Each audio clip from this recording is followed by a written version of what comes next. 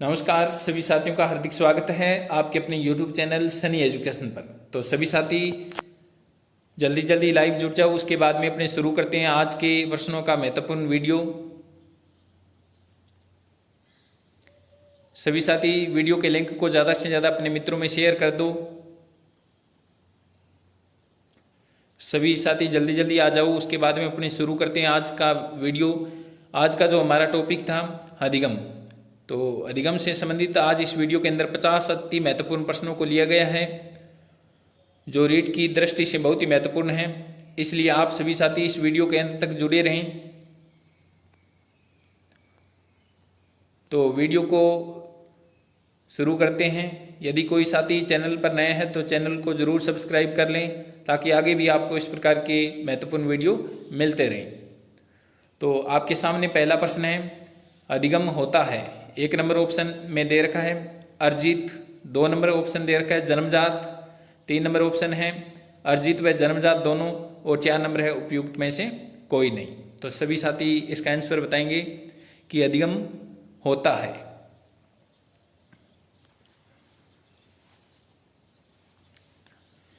तो इसके अंदर जो 1 नंबर ऑप्शन दे रखा है आपके सामने अधिगम अर्जित होता है, तो 1 नंबर ऑप्शन सही हो जाएगा। उसके बाद में आपके सामने 2 नंबर प्रश्न है, अधिगम की विशेषता नहीं है। बहुत ही अच्छा प्रश्न है। आपके सामने जो 4 ऑप्शन दे रखे हैं उनमें से आपको बताना है कि अधिगम की कौन सी विशेषता नहीं है। 1 नंबर ऑप्शन में दे रखा है अधिगम एक सार्वभौमिक प्रक्रिया है। 2 नंबर ऑप्शन दे रखा है अधिगम व्यवहार में परिवर्तन है। 3 नंबर ऑप्शन दे रखा है सीखना वातावरण व क्रियाशीलता की उपज है, और 4 नंबर ऑप्शन दे रखा है अधिगम एवं विकास एक दूसरे के पर्याय हैं। तो सभी साथी इसका आंसर बताएंगे।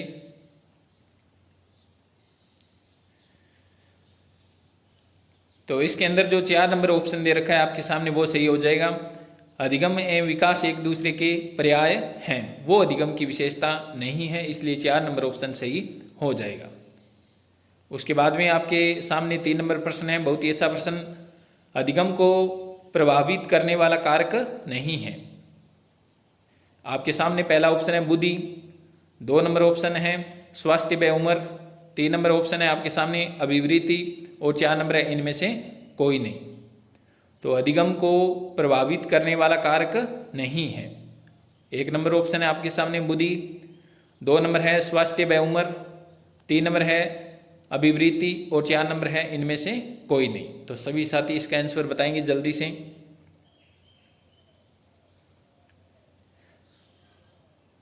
तो इसके अंदर जो 4 नंबर ऑप्शन दे रखा है आपके सामने इनमें से कोई नहीं, तो अधिगम को प्रभावित करने वाला कारक नहीं है। तो ये पूछा गया था, तो बुद्धि अधिगम को प्रभावित करती है, स्वास्थ्य व उम्र भी प्रभावित करती है, और अभिवृत्ति भी प्रभावित करती है। तो इनमें से कोई नहीं, वो ऑप्शन आपके सामने सही हो जाएगा।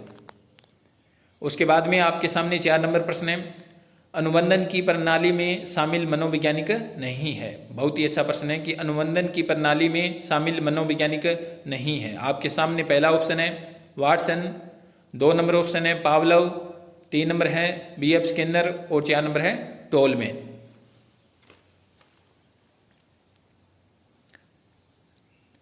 तो अनुबंधन की प्रणाली में शामिल मनोवैज्ञानिक नहीं है।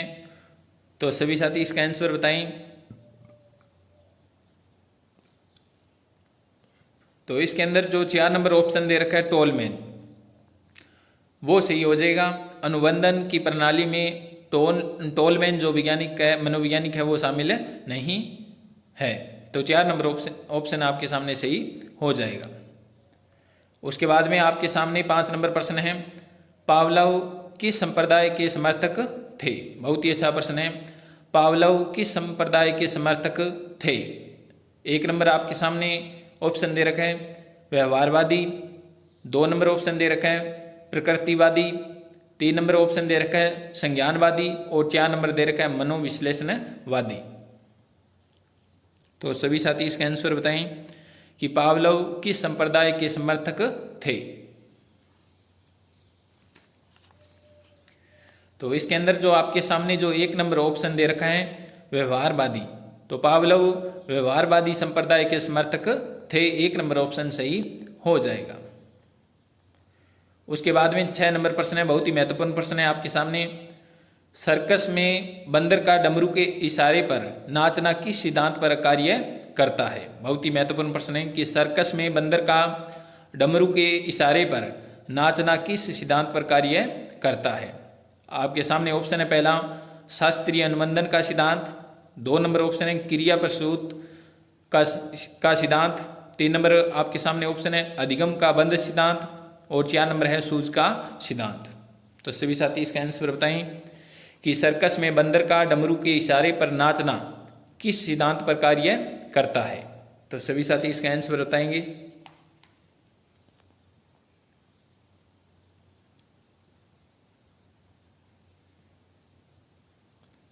तो इसके अंदर जो 1 नंबर ऑप्शन दे रखा है आपके सामने शास्त्रीय अनुबंधन का सिद्धांत, तो वो आपके सामने सही हो जाएगा। जो सर्कस में बंदर नाचता है डमरू के इशारे पर, तो उसमें कौन सा सिद्धांत काम करता है? शास्त्रीय अनुबंधन का सिद्धांत काम करता है। उसके बाद में आपके सामने 7 नंबर प्रश्न है, खेत में बिजुका का खड़ा करना और उसे देखकर पक्षियों का भागना किस सिद्धांत पर कार्य करता है? बहुत ही अच्छा प्रश्न है कि खेत में बिजुका का खड़ा करना एवं उसे देखकर पक्षियों का भागना किस सिद्धांत पर कार्य करता है? 1 नंबर ऑप्शन दे रखा है आपके सामने शास्त्रीय अनुबंधन का सिद्धांत, 2 नंबर ऑप्शन में दे रखा है क्रिया प्रसूत का सिद्धांत, 3 नंबर ऑप्शन दे रखा है अधिगम का बंध सिद्धांत, और 4 नंबर ऑप्शन में दे रखा है सूझ का सिद्धांत। तो सभी साथी जल्दी से इसका आंसर बताएंगे।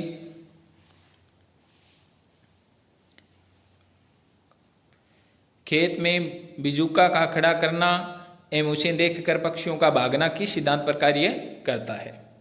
तो इसके अंदर जो आपके सामने 1 नंबर ऑप्शन दे रखा है शास्त्रीय अनुबंधन का सिद्धांत, वो सही हो जाएगा। उसके बाद में आपके सामने 8 नंबर प्रश्न है, रचनात्मक कार्यों को सीखने पर कौन सा सिद्धांत बल देता है? बहुत ही अच्छा प्रश्न है कि रचनात्मक कार्यों को सीखने पर कौन सा सिद्धांत बल देता है? आपके सामने पहला ऑप्शन है वास्तविक स्थिति का सिद्धांत, 2 नंबर है अंतर्दृष्टि का सिद्धांत, 3 नंबर है सूझ का सिद्धांत, और 4 नंबर ऑप्शन दे रखा है उपरोक्त सभी। सभी साथी इसका आंसर बताएंगे जल्दी से। रचनात्मक कार्यों को सीखने पर कौन सा सिद्धांत बल देता है? तो आपके सामने पहला ऑप्शन है वास्तविक स्थिति का सिद्धांत, 2 नंबर है अंतर्दृष्टि का सिद्धांत, और 3 नंबर है सूझ का सिद्धांत, और 4 नंबर है उपरोक्त सभी। तो इसके अंदर आपके सामने जो 4 नंबर ऑप्शन दे रखा है उपरोक्त सभी, वो सही हो जाएगा, क्योंकि वास्तविक स्थिति का सिद्धांत, अंतर्दृष्टि का सिद्धांत और सूझ का सिद्धांत, तो ये एक ही सिद्धांत के नाम है। तो इसके अंदर 4 नंबर आपका ऑप्शन सही हो जाएगा। उसके बाद आपके सामने 9 नंबर प्रश्न है, आपकी कक्षा में छोटे बच्चों को आप गणित में पहाड़े और फलों व रंगों के नाम याद करवाना चाहते हैं, तो आप किस सिद्धांत का प्रयोग करोगे? बहुत ही महत्वपूर्ण प्रश्न है। आपकी कक्षा के छोटे बच्चों को आप गणित में पहाड़े और फलों व रंगों के नाम याद करवाना चाहते हैं, तो आप किस सिद्धांत का प्रयोग करोगे? आपके सामने पहला ऑप्शन है सक्रिय अनुबंधन के सिद्धांत का, 2 नंबर है सूझ के सिद्धांत का, 3 नंबर ऑप्शन दे रखा है आपके सामने अनुकूलित अनुक्रिया सिद्धांत का, और 4 नंबर ऑप्शन है आपके सामने उद्दीपन अनुक्रिया के सिद्धांत का।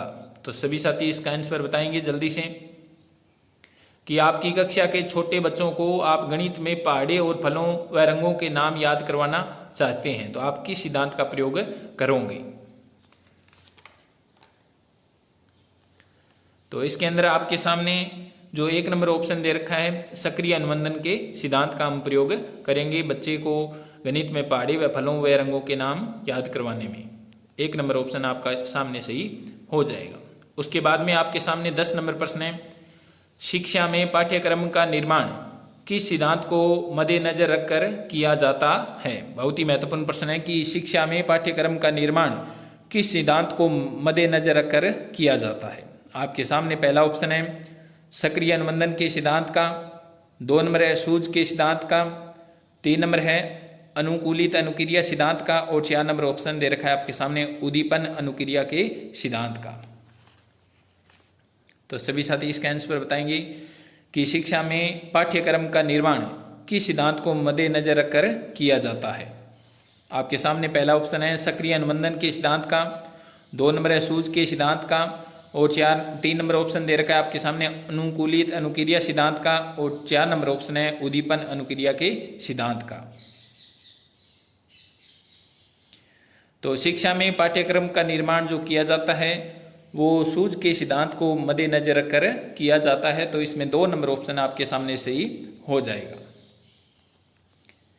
उसके बाद में 11 नंबर प्रश्न है आपके सामने, एक महिला ने अपने बच्चे की बीमारी के इलाज के लिए अपनी किडनी को बेच दिया। इस घटना को किस सिद्धांत के आधार पर समझा जा सकता है। बहुत ही महत्वपूर्ण प्रश्न है कि एक महिला ने अपने बच्चे की बीमारी के इलाज के लिए अपनी किडनी को बेच दिया। इस घटना को किस सिद्धांत के आधार पर समझा जा सकता है। आपके सामने पहला ऑप्शन है पदानुक्रमिक आवश्यकता सिद्धांत, 2 नंबर है थार्नडाइक का सिद्धांत, 3 नंबर है क्षेत्र सिद्धांत, और 4 नंबर है कोई नहीं। बहुत ही महत्वपूर्ण प्रश्न है। एक महिला ने अपने बच्चे की बीमारी के इलाज के लिए अपनी किडनी को बेच दिया। इस घटना को किस सिद्धांत के आधार पर समझा जा सकता है। आपके सामने पहला ऑप्शन है पदानुक्रमिक आवश्यकता सिद्धांत, 2 नंबर ऑप्शन है थार्नडाइक का सिद्धांत, 3 नंबर है क्षेत्र सिद्धांत, और 4 नंबर है कोई नहीं। तो सभी साथी इसका जल्दी से आंसर बताएं। तो इसके अंदर आपके सामने जो 1 नंबर ऑप्शन दे रखा है पदानुक्रमिक आवश्यकता का सिद्धांत वो सही हो जाएगा। उसके बाद में आपके सामने 12 नंबर प्रश्न है, कौन सा सिद्धांत शिक्षा में यांत्रिक रूप से सीखने का विरोध करता है। आपको बताना है कि कौन सा जो सिद्धांत है वो शिक्षा में यांत्रिक रूप से सीखने का विरोध करता है। आपके सामने 1 नंबर ऑप्शन दे रखा है अंतर्दृष्टि का सिद्धांत, 2 नंबर है सक्रिय अनुबंधन का सिद्धांत, 3 नंबर है पुनर्वलन का सिद्धांत, और 4 नंबर ऑप्शन दे रखा है अनुकूलित अनुक्रिया का सिद्धांत। तो सभी साथी इसका आंसर बताएंगे जल्दी से।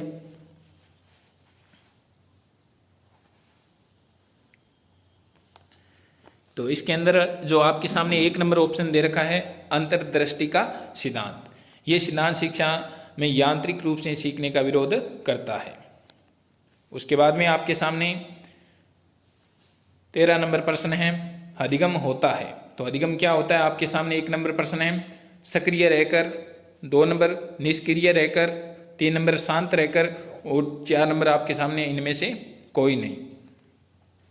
तो अधिगम होता है। तो अधिगम क्या होता है, सक्रिय रहकर होता है, 2 नंबर ऑप्शन में निष्क्रिय रहकर, और 3 नंबर है शांत रहकर, या इनमें से कोई नहीं। सभी साथी इसका आंसर बताएंगे कि अधिगम कैसे होता है। तो इसके अंदर जो 1 नंबर ऑप्शन दे रखा है आपके सामने अधिगम सक्रिय रहकर होता है। उसके बाद में आपके सामने 14 नंबर प्रश्न है सीखने का सिद्धांत आधारित है। सीखने का सिद्धांत आधारित है। आपके सामने पहला ऑप्शन है जियो और जीने दो, 2 नंबर ऑप्शन है आपके सामने प्रयत्न है बोल, 3 नंबर है करो या मरो, और 4 नंबर है इनमें से कोई नहीं। तो सीखने का सिद्धांत आधारित है। तो किस पे आधारित है सभी साथी इसका आंसर बताएं। तो इसके अंदर जो आपके सामने 2 नंबर ऑप्शन दे रखा है प्रयत्न है भूल, ये सिद्धांत किस पे आधारित है, सीखने पर आधारित है। उसके बाद में आपके सामने 13 नंबर प्रश्न है बहुत ही महत्वपूर्ण प्रश्न, अधिगम में सबसे पहले भूमिका होती है। बहुत ही महत्वपूर्ण प्रश्न है कि अधिगम में सबसे पहले भूमिका होती है, किसकी भूमिका होती है, आत्मीकरण की, 2 नंबर है समायोजन की, 3 नंबर आपके सामने ऑप्शन है अनुकूलन की, और 4 नंबर ऑप्शन है अनुक्रिया की। सभी साथी इसका आंसर बताएंगे कि अधिगम में सबसे पहले भूमिका होती है, किसकी भूमिका होती है, आत्मीकरण की, 2 नंबर है समायोजन की, 3 नंबर है अनुकूलन की, और 4 नंबर है अनुक्रिया की। अधिगम में सबसे पहले भूमिका होती है। सभी साथी इसका आंसर बताएंगे।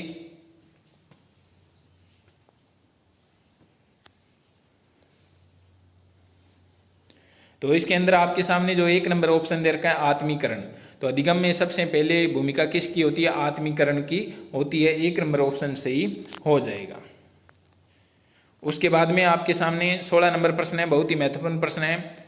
एक बालक एक बार आग में जलने के बाद अग्नि से दूर रहता है, इसका संबंध किस सिद्धांत से है?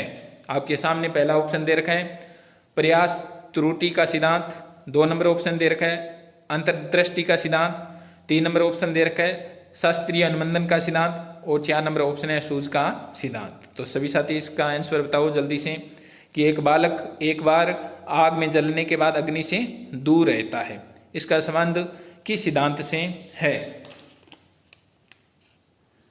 तो सभी साथी इसका आंसर बताओगे। तो इसका जो आंसर 3 नंबर ऑप्शन में दे रखा है शास्त्रीय अनुबंधन का सिद्धांत, वो सही हो जाएगा। उसके बाद में आपके सामने 17 नंबर प्रश्न दे रखा है मानसिक रोगियों के निदान में सर्वाधिक उपयोगी सिद्धांत किसने दिया? बहुत ही महत्वपूर्ण प्रश्न है कि मानसिक रोगियों के निदान में सर्वाधिक उपयोगी सिद्धांत किसने दिया? तो आपके सामने पहला ऑप्शन है पावलोव ने, 2 नंबर है BF स्किनर ने, 3 नंबर थायरनडाइक ने और 4 नंबर वाटसन ने। तो सभी साथी इसका आंसर बताओ कि मानसिक रोगियों के निदान में सर्वाधिक उपयोगी सिद्धांत किसने दिया था?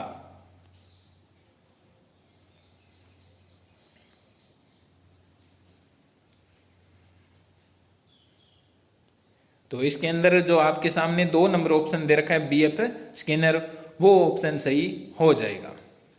उसके बाद में आपके सामने 18 नंबर प्रश्न दे रखा है संकेत अधिगम के अंतर्गत सीखा जाता है। तो संकेत अधिगम के अंतर्गत क्या सीखा जाता है? आपके सामने ऑप्शन दे रखा है मनोदैहिक, 2 नंबर है पारंपरिक अनुकूलन, 3 नंबर ऑप्शन में दे रखा है मनोविज्ञान और 4 नंबर है वातावरण। तो सभी साथी इसका आंसर बताएंगे। बहुत ही महत्वपूर्ण प्रश्न है कि संकेत अधिगम के अंतर्गत सीखा जाता है, तो क्या सीखा जाता है? हमारे पास ऑप्शन है पहला मनोदैहिक, 2 नंबर पारंपरिक अनुकूलन, 3 नंबर मनोविज्ञान और 4 नंबर है वातावरण। जल्दी से सभी साथी इसका आंसर बताएं। तो इसके अंदर आपके सामने जो 2 नंबर ऑप्शन दे रखा है पारंपरिक अनुकूलन, वो सही हो जाएगा। तो संकेत अधिगम के अंतर्गत सीखा जाता है, पारंपरिक अनुकूलन सीखा जाता है। उसके बाद में 19 नंबर प्रश्न है आपके सामने कौन सा सुमेलित है? बहुत ही महत्वपूर्ण प्रश्न है कि कौन सा सुमेलित है। आपके सामने 4 ऑप्शन दे रखे हैं, उनमें से आपको बताना है कि कौन सा सुमेलित है। 1 नंबर ऑप्शन में दे रखा है अधिगम के 8 प्रकार, इसके आगे लिखा हुआ है रॉबर्ट गेने। उसके बाद में 2 नंबर ऑप्शन दे रखा है सामाजिक अधिगम, उसके आगे लिखा हुआ है अल्बर्ट बंडूरा। 3 नंबर ऑप्शन में दे रखा है अनुभवजन्य अधिगम, इसके आगे दे रखा है कार्ल रोजर्स और 4 नंबर में दे रखा है अंतर्दृष्टि अधिगम, आगे दे रखा है कोयलर और 5 नंबर के अंदर दे रखा है सभी। तो आप सभी इसका आंसर बताएंगे कि कौन सा सुमेलित है सही से।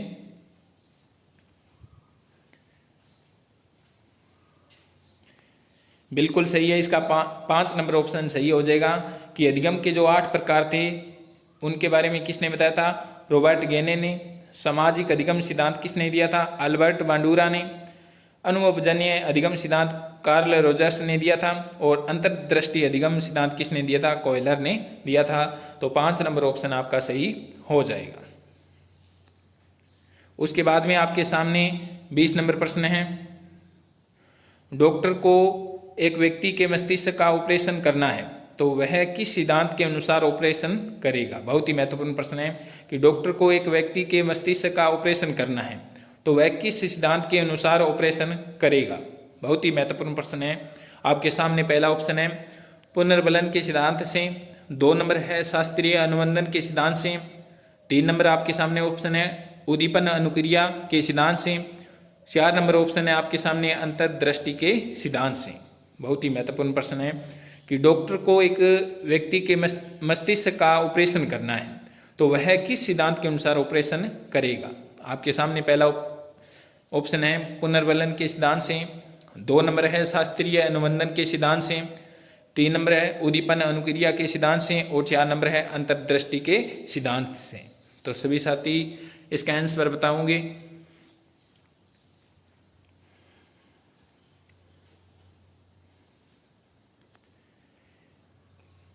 तो इसके अंदर जो आपके सामने 4 नंबर ऑप्शन दे रखा है, अंतर्दृष्टि के सिद्धांत से डॉक्टर क्या करेगा, उस व्यक्ति के मस्तिष्क का ऑपरेशन करेगा। 4 नंबर ऑप्शन आपके सामने सही हो जाएगा। उसके बाद में आपके सामने 21 नंबर प्रश्न है, अधिगम का कौन सा सिद्धांत बुद्धि द्वारा सीखने पर सबसे अधिक बल देता है। बहुत ही महत्वपूर्ण प्रश्न है कि अधिगम का कौन सा सिद्धांत बुद्धि द्वारा सीखने पर सबसे अधिक बल देता है। आपके सामने पहला ऑप्शन है अंतर्दृष्टि का सिद्धांत, 2 नंबर है चिन्ह आकार का सिद्धांत, 3 नंबर ऑप्शन दे रखा है तल रूप का सिद्धांत और 4 नंबर ऑप्शन है आपके सामने उद्दीपन अनुक्रिया का सिद्धांत। तो सभी साथी इसका आंसर बताएंगे। सभी साथी लाइव जरूर टेस्ट करें जिससे आपकी तैयारी और भी मजबूत होगी। तो सभी साथी इसका आंसर बताएं कि अधिगम का कौन सा सिद्धांत बुद्धि द्वारा सीखने पर सबसे अधिक बल देता है। बहुत ही महत्वपूर्ण प्रश्न है। आज इस वीडियो के अंदर जितने भी प्रश्न लिए गए हैं सबसे टॉप प्रश्न है। आप इस वीडियो को अंत तक जरूर देखें। तो इसके अंदर जो आपके सामने 2 नंबर ऑप्शन दे रखा है चिन्ह आकार का सिद्धांत, तो अधिगम का जो चिन्ह आकार का सिद्धांत है वो बुद्धि द्वारा सीखने पर सबसे अधिक बल देता है। तो 2 नंबर ऑप्शन सही हो जाएगा।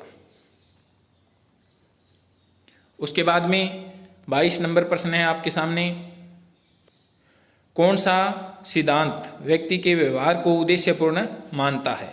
बहुत ही अच्छा प्रश्न है, ध्यान से देखना कि कौन सा सिद्धांत व्यक्ति के व्यवहार को उद्देश्यपूर्ण मानता है। इसीलिए तो छोटा बच्चा जब रोता है तो उसकी मां द्वारा आवाज लगाई जाती है कि मैं आ रही हूं और बच्चा रोना बंद कर देता है। बहुत ही महत्वपूर्ण प्रश्न है आपके सामने कि कौन सा सिद्धांत व्यक्ति के व्यवहार को उद्देश्यपूर्ण मानता है।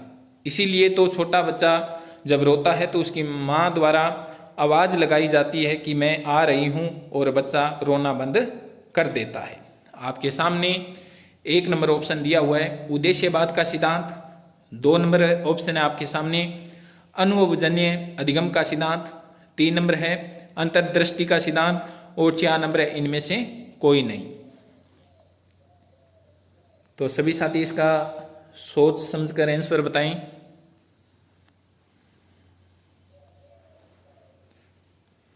बहुत ही महत्वपूर्ण प्रश्न है कि कौन सा सिद्धांत व्यक्ति के व्यवहार को उद्देश्यपूर्ण मानता है।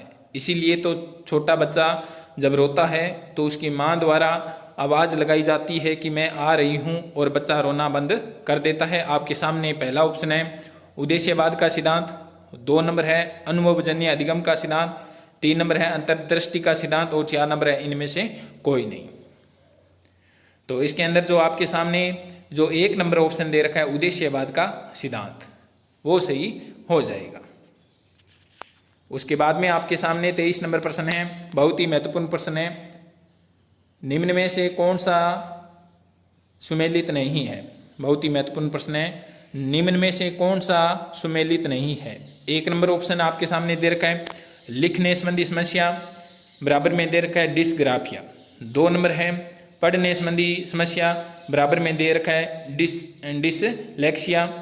3 नंबर ऑप्शन आपके सामने गणितीय संबंधी समस्या, आगे दे रखा है डिसकैलकुलिया और 4 नंबर में दे रखा है इनमें से कोई नहीं। तो आपको बताना है कि कौन सा इनमें से सुमेलित नहीं है।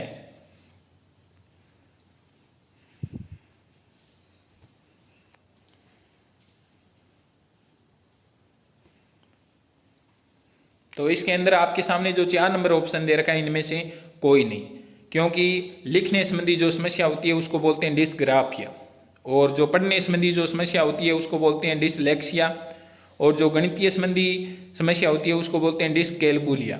तो ये जो 3 दे रखे ऊपर वो तो सुमेलित है, तो इसके अंदर 4 नंबर ऑप्शन सही हो जाएगा, इनमें से कोई नहीं। उसके बाद में आपके सामने 24 नंबर प्रश्न है, बहुत ही महत्वपूर्ण प्रश्न। आप अपनी बाइक की चाबी एक अलमारी के ऊपर रखते हैं, उसी अलमारी को उस स्थान से हटा दिया है, फिर भी आप चाबी लेने के लिए बार बार उसी स्थान पर जाते हैं जहां पर पहले से अलमारी रखी थी। ऐसा होने का कारण है। बहुत ही महत्वपूर्ण प्रश्न है कि आप अपनी बाइक की चाबी एक अलमारी के ऊपर रखते हैं, उस अलमारी को उस स्थान से हटा दिया है, फिर भी आप चाबी लेने के लिए बार बार उसी स्थान पर जाते हैं जहां पर पहले से अलमारी रखी थी। ऐसा होने का कारण है। आपके सामने पहला ऑप्शन है पुनर्बलन, 2 नंबर है अनुबंधन, 3 नंबर है अंतर्दृष्टि और 4 नंबर है भूल। सभी साथी इसका आंसर बताएंगे। तो बिल्कुल सही है, इसका 2 नंबर ऑप्शन सही हो जाएगा अनुबंधन। तो अनुबंधन के कारण वह व्यक्ति बार बार या कोई भी व्यक्ति उस स्थान पे बार बार जाता है। तो 2 नंबर ऑप्शन आपके सामने सही हो जाएगा। उसके बाद में आपके सामने 25 नंबर प्रश्न है, बहुत ही महत्वपूर्ण प्रश्न है। अधिगम को प्रभावशाली बनाने का उत्तम तरीका कौन सा है? बहुत ही महत्वपूर्ण प्रश्न है कि अधिगम को प्रभावशाली बनाने का सबसे उत्तम तरीका कौन सा है। आपके सामने पहला ऑप्शन है नई शिक्षण नीति, 2 नंबर है सब प्रेरणा, 3 नंबर है धन और 4 नंबर है पूर्व ज्ञान।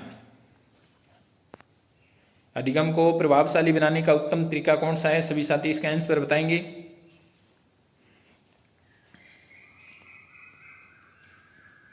तो इसके अंदर बिल्कुल सही है, इसका जो 2 नंबर ऑप्शन दे रखा है सब प्रेरणा वो सही हो जाएगा कि अधिगम को प्रभावशाली बनाने का उत्तम तरीका कौन सा है।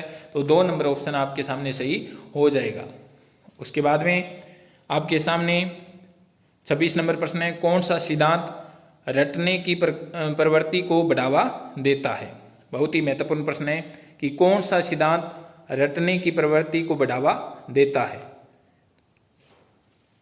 कौन सा सिद्धांत रटने की प्रवृत्ति को बढ़ावा देता है? आपके सामने पहला ऑप्शन दे रखा है प्रयास एवं भूल का सिद्धांत, 2 नंबर है अनुकूलित अनुक्रिया का सिद्धांत, 3 नंबर आपके सामने ऑप्शन दे रखा है पुनर्बलन का सिद्धांत और 4 नंबर है अंतर्दृष्टि का सिद्धांत। सभी साथी इसका आंसर बताएंगे।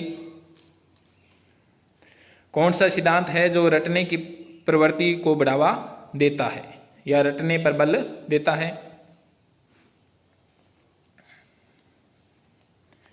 तो इसके अंदर जो आपके सामने 1 नंबर ऑप्शन दे रखा है प्रयास एवं भूल का सिद्धांत, वो सिद्धांत रटने की प्रवृत्ति को बढ़ावा देता है, जिसको तुक्के मार सिद्धांत भी कहा जाता है। तो 1 नंबर ऑप्शन आपके सामने सही हो जाएगा। उसके बाद में आपके सामने बहुत ही महत्वपूर्ण प्रश्न है, पावलोव ने अनअनुबंधित उद्दीपकों को कितने भागों में विभाजित किया है? बहुत ही महत्वपूर्ण प्रश्न है कि पावलोव ने अनअनुबंधित उद्दीपकों को कितने भागों में विभाजित किया है। ऑप्शन है आपके सामने 1 नंबर ऑप्शन है 1, 2 नंबर ऑप्शन दे रखा है 2, 3 नंबर ऑप्शन दे रखा है 3 और 4 नंबर ऑप्शन दे रखा है 4। तो पावलोव ने अनअनुबंधित उद्दीपकों को कितने भागों में विभाजित किया है? सभी साथी इसका आंसर बताएंगे।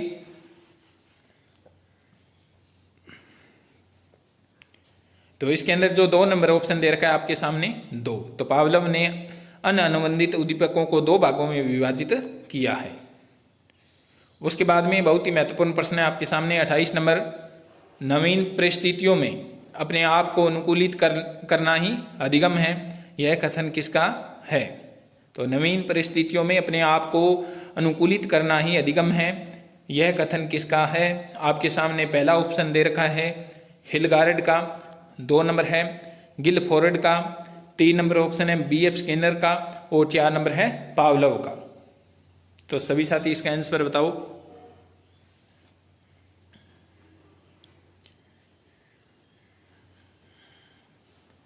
तो इसके अंदर जो आपके सामने 1 नंबर ऑप्शन दे रखा है हिलगार्ड का, तो यह किसकी परिभाषा है या किसका कथन है? 1 नंबर जो ऑप्शन दे रखा है हिलगार्ड का कथन है कि नवीन परिस्थितियों में अपने आप को अनुकूलित करना ही क्या है? अधिगम है। उसके बाद में आपके सामने 29 नंबर प्रश्न है, बहुत ही अच्छा प्रश्न है, निम्न में से सुमेलित नहीं है, निम्न में से सुमेलित नहीं है। तो 1 नंबर ऑप्शन है आपके सामने उद्दीपक अनुक्रिया सिद्धांत, इसके आगे दे रखा है थोरनडाइक, 2 नंबर ऑप्शन दे रखा है क्लासिकल अनुबंधन सिद्धांत पावलोव, 3 नंबर ऑप्शन दे रखा है आपके सामने क्रिया प्रसूत अनुबंधन सिद्धांत स्किनर, 4 नंबर ऑप्शन दे रखा है समीपता अनुबंधन सिद्धांत क्लार्क हल। तो आप सभी को बताना है कि इनमें से कौन सा सुमेलित नहीं है।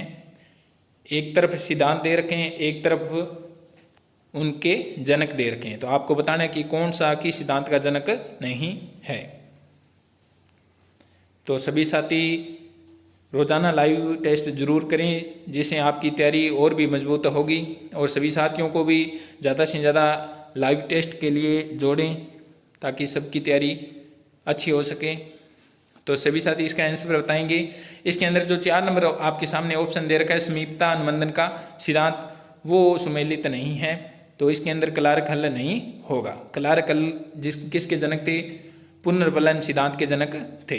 तो समीपता अनुबंधन का सिद्धांत गुथरी ने दिया था। तो 4 नंबर ऑप्शन आपके सामने सही हो जाएगा। उसके बाद में 30 नंबर प्रश्न है, बहुत ही महत्वपूर्ण प्रश्न। बालकों के प्रयास की इच्छा जीवित रखिए। यह किसका कथन है? बहुत ही महत्वपूर्ण प्रश्न है कि बालकों के प्रयास की इच्छा जीवित रखिए, यह कथन किसका है?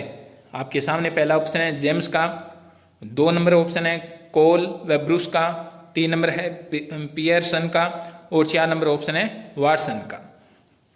तो बालकों के प्रयास की इच्छा जीवित रखिए, यह किसका कथन है? आपके सामने पहला ऑप्शन दे रखा है जेम्स का, 2 नंबर है कोल व ब्रूस का, 3 नंबर है पियरसन का और 4 नंबर है वाटसन का।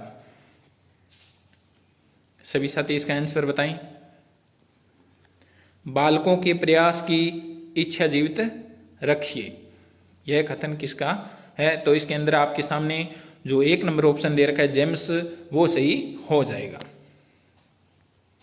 उसके बाद में आपके सामने 31 नंबर प्रश्न है, एक बालक गुणा भाग सीख कर उसका उपयोग गुणा भाग करने में करता है।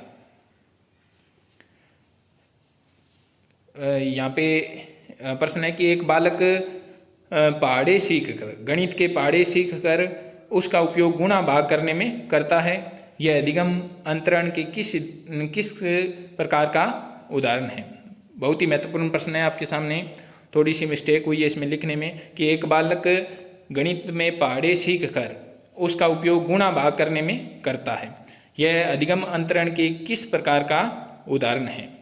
अधिगम अंतरण का किस प्रकार का उदाहरण है? आपके सामने पहला ऑप्शन है मानसिक से शारीरिक, 2 नंबर है शारीरिक से मानसिक, 3 नंबर ऑप्शन दे रखा है मानसिक से मानसिक और 4 नंबर दे रखा है शारीरिक से शारीरिक। एक बालक गणित में पहाड़े सीख कर उनका उपयोग क्या करता है? गुणा भाग करने में करता है।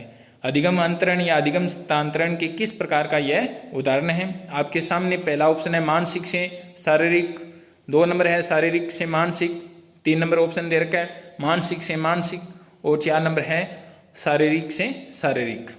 सभी साथी इसका आंसर बताएंगे। एक बालक गणित में पहाड़े सीख कर उनका उपयोग गुणा भाग में करता है। तो सभी साथी इसका आंसर बताएंगे। तो इसका आंसर जो 3 नंबर आपके सामने दे रखा है मानसिक से मानसिक, वो सही हो जाएगा।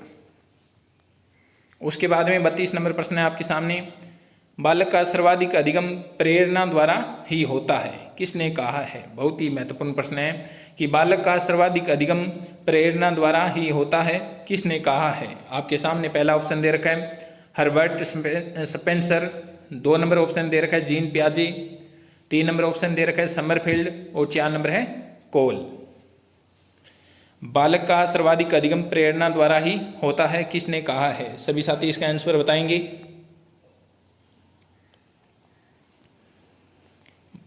तो इसके अंदर आपके सामने जो 4 नंबर ऑप्शन दे रखा है कोल, तो कोल ने कहा है कि बालक का सर्वाधिक अधिगम प्रेरणा द्वारा ही होता है। तो 4 नंबर ऑप्शन सही हो जाएगा। उसके बाद में आपके सामने 33 नंबर प्रश्न है, किसी बात को भली भांति याद रखने के लिए अच्छी तरह से समझ लेना, आधी से अधिक लड़ाई जीत लेना है, यह किसने कहा है? बहुत ही महत्वपूर्ण प्रश्न है आपके सामने। किसी बात को भली भांति याद रखने के लिए अच्छी तरह से समझ लेना, आधी से अधिक लड़ाई जीत लेना है, यह किसने कहा है? आपके सामने पहला ऑप्शन गिलफोर्ड, 2 नंबर ऑप्शन है वाटसन, 3 नंबर है जीन पियाजे और 4 नंबर है सिगमंड फ्राइड। तो सभी साथी इसका आंसर बताएंगे जल्दी से।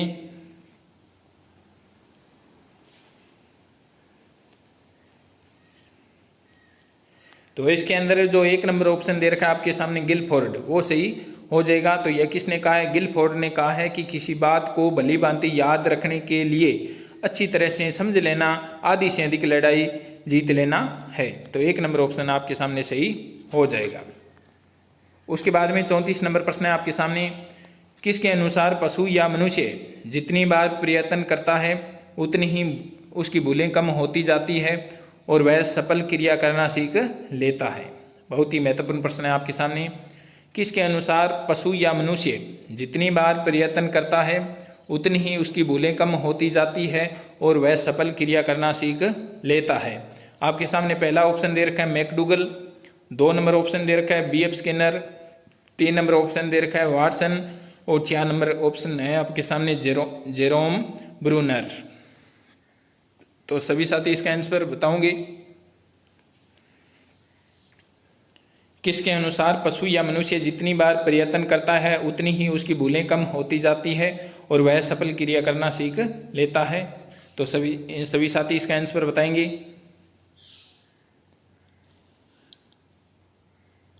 तो इसके अंदर जो आपके सामने 1 नंबर जो ऑप्शन दे रखा है मैकडूगल, तो यह किसने कहा है? मैकडूगल ने कहा है।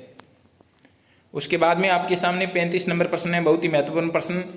किसके अनुसार सूझ वास्तविक स्थिति का आकस्मिक और तात्कालिक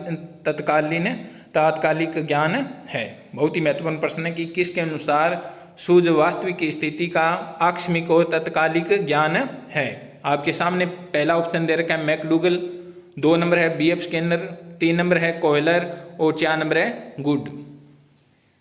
तो सभी साथी इसका आंसर बताएंगे कि किसके अनुसार सूझ वास्तविक स्थिति का आकस्मिक और तात्कालिक ज्ञान है।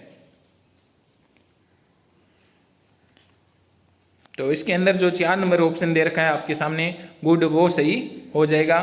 तो गुड ने यह परिभाषा या यह कहा है। उसके बाद में 36 नंबर आपके सामने प्रश्न है, किसने कहा था कि बालक कार्य करके ही सीखते हैं और क्रिया द्वारा सीखना ही स्थायी सीखना है? बहुत ही महत्वपूर्ण प्रश्न है कि किसने कहा था कि बालक कार्य करके ही सीखते हैं और क्रिया द्वारा सीखना ही स्थायी सीखना है। आपके सामने पहला ऑप्शन दे रखा है प्रोबेल, 2 नंबर है BF स्किनर, 3 नंबर ऑप्शन है आपके सामने वाटसन और 4 नंबर ऑप्शन दे रखा है जेरोम ब्रूनर। तो सभी साथी इसका आंसर बताएंगे। किसने कहा था कि बालक कार्य करके ही सीखते हैं और क्रिया द्वारा सीखना ही स्थायी सीखना है? आपके सामने पहला ऑप्शन है प्रोबेल, 2 नंबर ऑप्शन है BF स्किनर, 3 नंबर है वाटसन और 4 नंबर ऑप्शन है जेरोम ब्रूनर। तो सभी साथी इसका आंसर बताएं जल्दी से।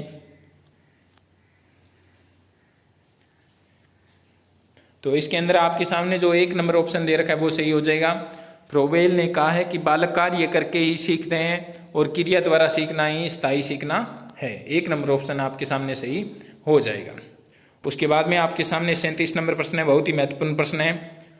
रॉबर्ट गेने द्वारा दिया गया अधिगम का कौन सा प्रकार पावलोव द्वारा प्रतिपादित क्लासिकल अनुबंधन सिद्धांत के अनुरूप है? बहुत ही महत्वपूर्ण प्रश्न है कि रॉबर्ट गेने द्वारा दिया गया अधिगम का कौन सा प्रकार पावलोव द्वारा प्रतिपादित क्लासिकल अनुबंधन सिद्धांत के अनुरूप है? आपके सामने पहला ऑप्शन है संकेत अधिगम, 2 नंबर ऑप्शन है आपके सामने उद्दीपक अनुक्रिया अधिगम, 3 नंबर ऑप्शन है आपके सामने श्रृंखला अधिगम और 4 नंबर ऑप्शन है शाब्दिक अधिगम।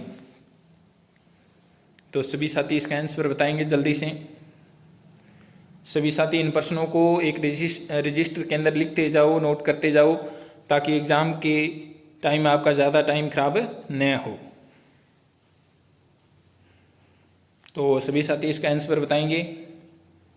तो इसके अंदर जो आपके सामने 1 नंबर ऑप्शन दे रखा है संकेत अधिगम। तो जो रॉबर्ट गेने ने 8 अधिगम के प्रकार बताए थे, उनमें से जो संकेत अधिगम है वो पावलोव द्वारा प्रतिपादित क्लासिकल अनुबंधन सिद्धांत के ऊपर आधारित है या उनके अनुरूप है। उसके बाद में आपके सामने 38 नंबर प्रश्न है, थारनडाइक द्वारा दिए गए अधिगम के मुख्य नियमों में शामिल नहीं है? तो बहुत ही महत्वपूर्ण प्रश्न है कि थारनडाइक द्वारा दिए गए अधिगम के मुख्य नियमों में शामिल नहीं है। तो थारनडाइक ने अधिगम के कितने नियम दिए थे, मुख्य नियम, उनमें से कौन सा मुख्य नियम नहीं है? आपके सामने पहला ऑप्शन है तत्परता का नियम, 2 नंबर है अभ्यास का नियम, 3 नंबर है आपके सामने प्रभाव का नियम और 4 नंबर है आंशिक क्रिया का नियम। तो इनमें से कौन सा नियम है जो थायरनडाइक के मुख्य नियमों में शामिल नहीं है? तो आपके सामने जो 4 नंबर ऑप्शन दे रखा है आंशिक क्रिया का नियम, वो थायरनडाइक के मुख्य नियमों में शामिल नहीं है। तो 4 नंबर ऑप्शन आपके सामने सही हो जाएगा। उसके बाद में आपके सामने 39 नंबर प्रश्न है, बहुत ही महत्वपूर्ण प्रश्न है आज का। किस सिद्धांत का प्रयोग करके व्यवहार को अनुकूलित किया जा सकता है? बहुत ही महत्वपूर्ण ऑप्शन आपके सामने प्रश्न है। किस सिद्धांत का प्रयोग करके व्यवहार को अनुकूलित किया जा सकता है? 1 नंबर ऑप्शन है आपके सामने क्रिया प्रसूत अनुबंधन सिद्धांत, 2 नंबर है अनुकूलित अनुक्रिया का सिद्धांत, और 3 नंबर ऑप्शन दे रखा है आपके सामने पुनर्बलन का सिद्धांत, और 4 नंबर ऑप्शन है आपके सामने क्षेत्रीय सिद्धांत। तो किस सिद्धांत का प्रयोग करके व्यवहार को अनुकूलित किया जा सकता है? सभी साथी इसका आंसर बताएंगे। तो इसके अंदर जो आपके सामने 2 नंबर ऑप्शन दे रखा है अनुकूलित अनुक्रिया का सिद्धांत, इस सिद्धांत का प्रयोग करके व्यवहार को अनुकूलित किया जा सकता है। उसके बाद में आपके सामने 40 नंबर प्रश्न है, किसके अनुसार जब तक छात्रों में सक्रिय रुचि नहीं होगी तब तक शिक्षण का सर्वोत्तम कार्य नहीं होगा? बहुत ही महत्वपूर्ण प्रश्न है। किसके अनुसार जब तक छात्रों में सक्रिय रुचि नहीं होगी तब तक शिक्षण का सर्वोत्तम कार्य नहीं होगा? आपके सामने पहला प्रश्न है पिसेंट, 2 नंबर ऑप्शन है अरस्तु, 3 नंबर है सिगमंड फ्राइड, और 4 नंबर ऑप्शन दे रखा है वाटसन। तो सभी साथी इसका आंसर बताएं। किसके अनुसार जब तक छात्रों में सक्रिय रुचि नहीं होगी तब तक शिक्षण का सर्वोत्तम कार्य नहीं होगा? आपके सामने 1 नंबर ऑप्शन पिसेंट, 2 नंबर ऑप्शन अरस्तु, 3 नंबर ऑप्शन है सिगमंड फ्राइड, और 4 नंबर है वाटसन। तो सभी साथी इसका जल्दी से आंसर बताएं। तो इसके अंदर आपके सामने जो 1 नंबर ऑप्शन दे रखा है पिसेंट ने कहा कि जब तक छात्रों में सक्रिय रुचि नहीं होगी तब तक शिक्षण का सर्वोत्तम कार्य नहीं हो पाएगा। तो 1 नंबर ऑप्शन आपके सामने सही हो जाएगा। उसके बाद में आपके सामने 41 नंबर प्रश्न है, बहुत ही महत्वपूर्ण प्रश्न। किस शिक्षण सूत्र का आधार गेस्टाल्टवाद है? तो किस शिक्षण सूत्र का आधार गेस्टाल्टवाद है? आपके सामने ऑप्शन दे रखे हैं 4, स्थूल से सूक्ष्म की ओर, 2 नंबर है स्थूल से 1 नंबर है आपके सामने स्थूल से सूक्ष्म की ओर, और 2 नंबर ऑप्शन था कि सूक्ष्म से स्थूल की ओर, 3 नंबर ऑप्शन है आपके सामने सरल से कठिन की ओर, और 4 नंबर है पूर्ण से अंश की ओर। तो सभी साथी इसका आंसर बताएंगे।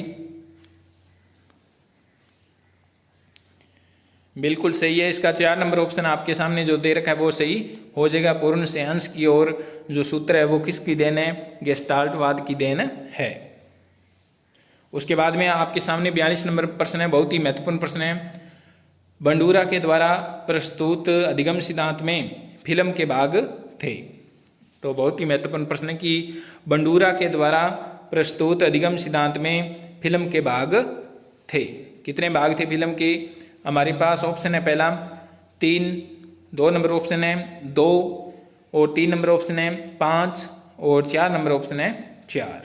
तो बंडूरा द्वारा प्रस्तुत अधिगम सिद्धांत में फिल्म के कितने भाग थे? सभी साथी इसका आंसर बताएं।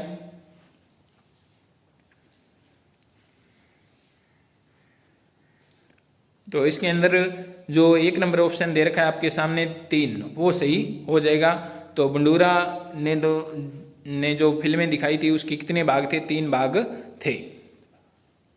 उसके बाद में आपके सामने 43 नंबर प्रश्न है, कौन सा सिद्धांत शिक्षक को खेल व अनुकरण द्वारा बच्चे को शिक्षा देने पर बल देता है? कौन सा सिद्धांत शिक्षक को खेल व अनुकरण द्वारा बच्चे को शिक्षा देने पर बल देता है? आपके सामने ऑप्शन है 1 नंबर जीन पियाजे का सिद्धांत, 2 नंबर ऑप्शन है B.F. स्किनर का सिद्धांत, 3 नंबर है क्लार्क हल का सिद्धांत, और 4 नंबर ऑप्शन दे रखा है आपके सामने थायरनडाइक का सिद्धांत। तो सभी साथी इसका जल्दी से आंसर बताएं कि कौन सा सिद्धांत शिक्षक को खेल व अनुकरण द्वारा बच्चे को शिक्षा देने पर बल देता है?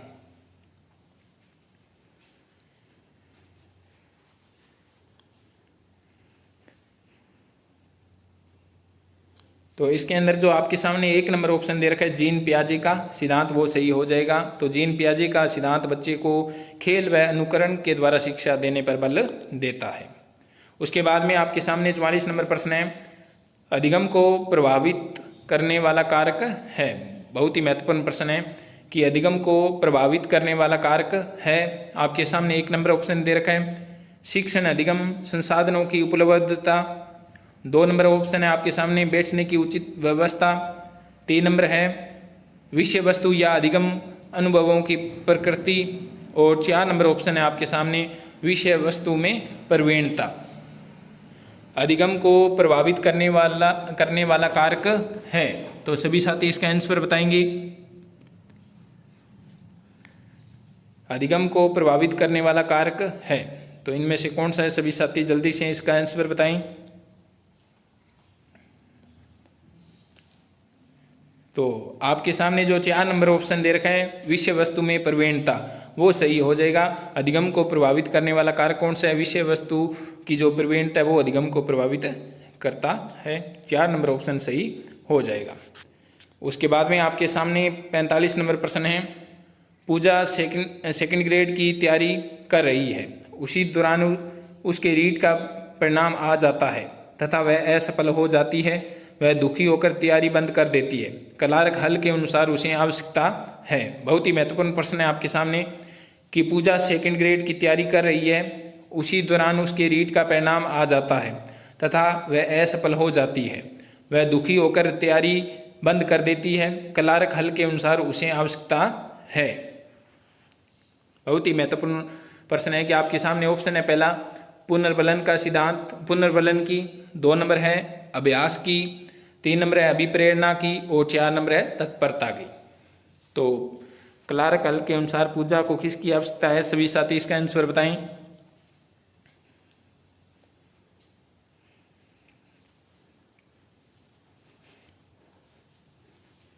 तो इसके अंदर आपके सामने जो 1 नंबर ऑप्शन दे रखा है वो सही हो जाएगा, पुनर्बलन की आवश्यकता है पूजा को। उसके बाद में आपके सामने 46 नंबर प्रश्न है, बहुत ही महत्वपूर्ण प्रश्न है। पावलोव के प्रयोग में कुत्ते का घंटी बजने पर लार आने की क्रिया कहलाती है।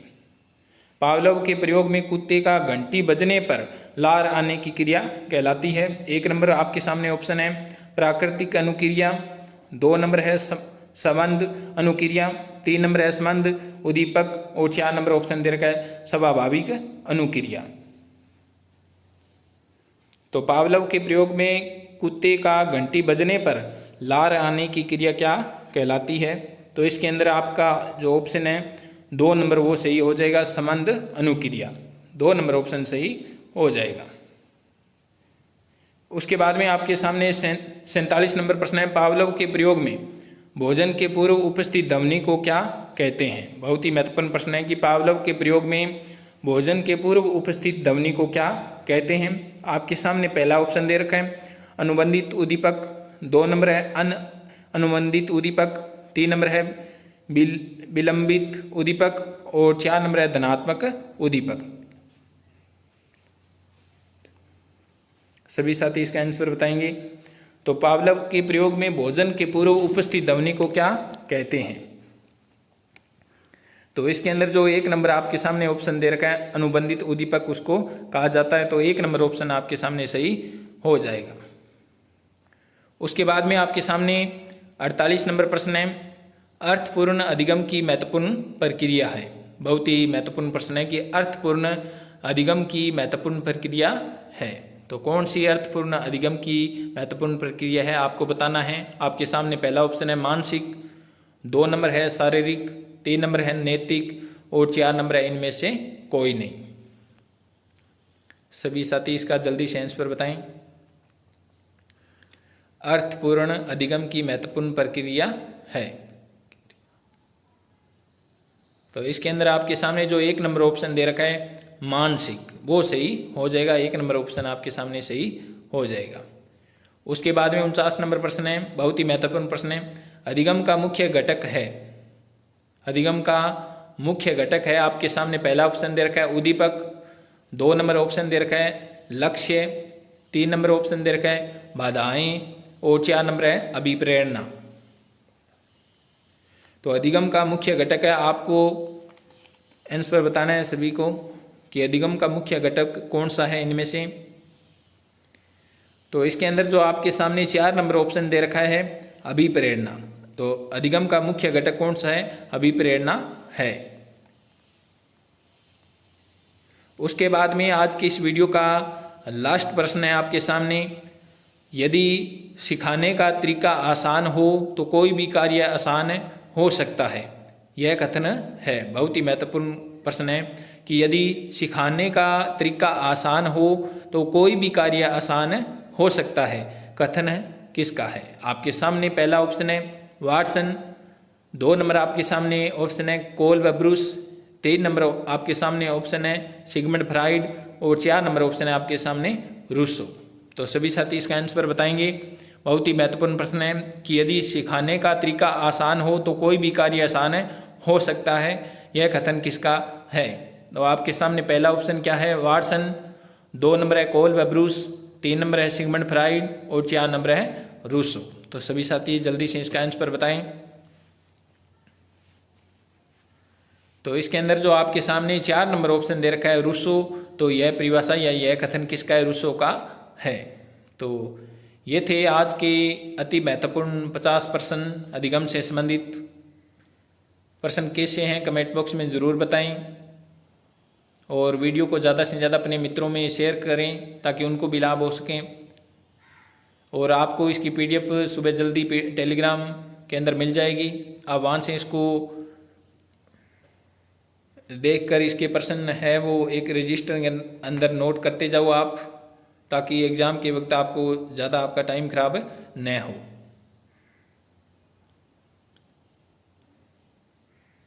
तो सभी साथियों को शुभ रात्रि, मिलते हैं अगले वीडियो के साथ।